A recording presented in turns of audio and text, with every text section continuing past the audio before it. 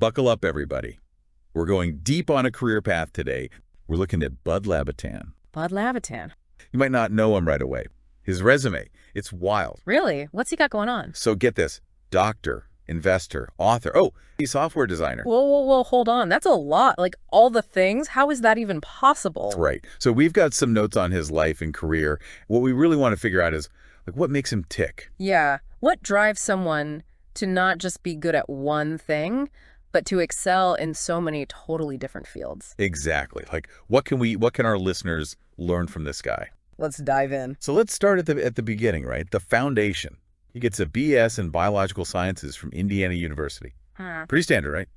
Science guy. Yeah, seems like a classic pre-med track. Totally. And then he goes on to get his MD from the American University of the Caribbean School of Medicine back in 1987. Okay, so definitely a smart guy. Dedicated too. You don't just waltz through med school. Right. That's a huge commitment. Absolutely. I mean, medicine is a demanding field. Like, you really got to have both the brains and the work ethic to make it as a physician. Totally. So we see, like, right from the start, Labitan's got drive, and he can clearly handle some serious intellectual heavy lifting. For sure, for sure. And he didn't just get the degree, he practiced.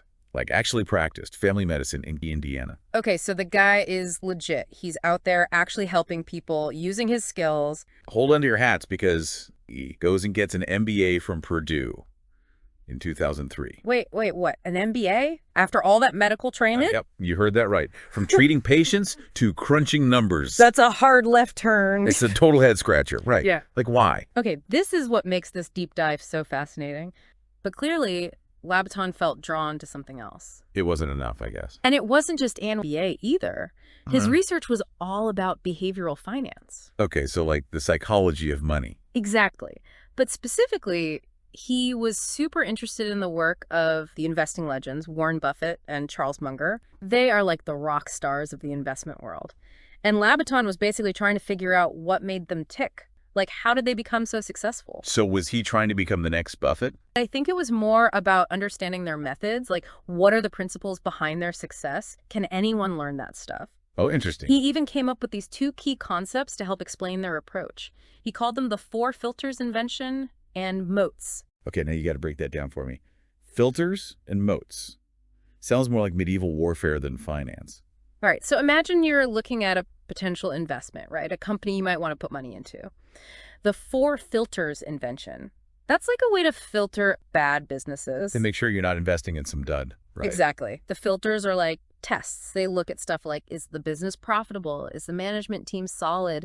Does the company have good future prospects? It's a way to weed out the losers. Smart. So you're only left with the good stuff. Exactly. Then you've got moats. That's all about a company's competitive advantages. Like, what makes them special? What protects their profits from rivals? Moats, like they're defending their castle from competitors. Exactly. It's a way to see if a company's success is going to last. Makes sense. So it's not just about picking a company that's doing well right now. It's about understanding what makes them different, what gives them a real edge. Exactly. And those concepts, they really show how analytical Labitan was about investing. He wasn't just chasing trends. He was trying to understand the deeper stuff. Okay, so he's a doctor. He's clearly super smart. And now he's diving deep into the world of investing. Where does he go from there? He puts his money where his mouth is. Starting in 2004, he becomes the chief investment officer at Labitan Partners. Whoa. So he's not just studying this stuff. He's actually managing real money, making those tough decisions. And think about the skills that takes, right? Analyzing markets, understanding risk, making decisions when things are crazy and unpredictable. There's so much our listeners could learn from that part of his journey, especially if they're interested in finance or entrepreneurship. That's true. That's true. Okay, so we've got the doctor, the investor. Are we done yet? Yeah. Because it feels like we've covered a lot of ground. Oh, we're not even close to done. There's more. Right. While he's running his investment firm, he also becomes a visiting clinical assistant professor at Indiana University School of Medicine. Wait, hold up. He's doing both those things at the same time? Managing dollars and teaching the next generation of doctors. You got it. This guy is a machine. It's a testament to his dedication, not only to teaching, but to the whole medical field. It's like he never really left it behind. And, you know, that commitment to sharing knowledge, that's something you see a lot with really successful people, no matter what they do. That's true. Okay, so let me recap here. Doctor, investor, professor. Are we missing anything? Oh, just one little thing. There's more. He's also written 7 books on investing. No way. This guy is unstoppable. And 2 of those books, they focus on those investing giants we were talking about, Buffett and Munger. The 4 filters invention of Warren Buffett and Charlie Munger, and moats, competitive advantages of Buffett and Munger businesses. So he's basically breaking down their strategies, making it so anyone can learn from them. Exactly. And that's really cool. He's not just like putting these guys on a pedestal. He's taking their ideas and making them accessible to everyone. It's like he's saying, look, success isn't this magical thing. It's about principles and strategies anyone can learn. Right. Okay, so we've got doctor, investor, professor, author. But there's one last piece of the puzzle, and it's a weird one. Oh, no. What else could this guy possibly have done? Software design. Wait, what's software design? Like coding and algorithms and all that? Yep.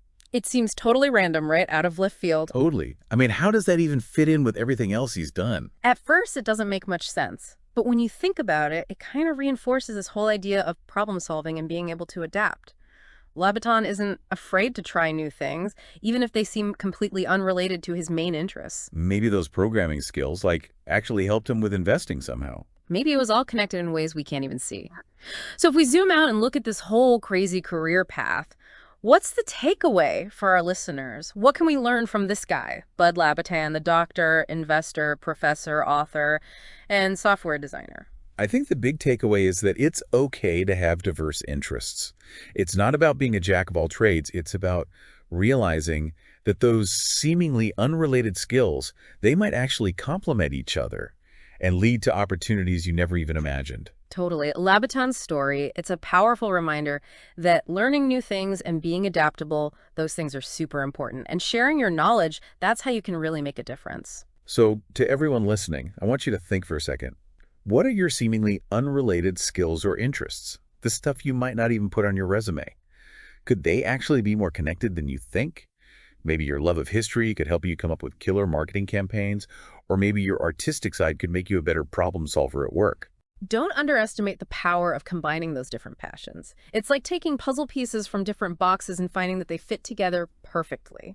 And hey, if you're interested in investing, or if you just want to understand how successful people think, I really recommend checking out Labitan's work. It's a great example of how you can go deep in one area and then suddenly you're finding insights that apply to all kinds of other stuff. It's like that curiosity unlocks doors you never knew existed. That's the beauty of a curious mind.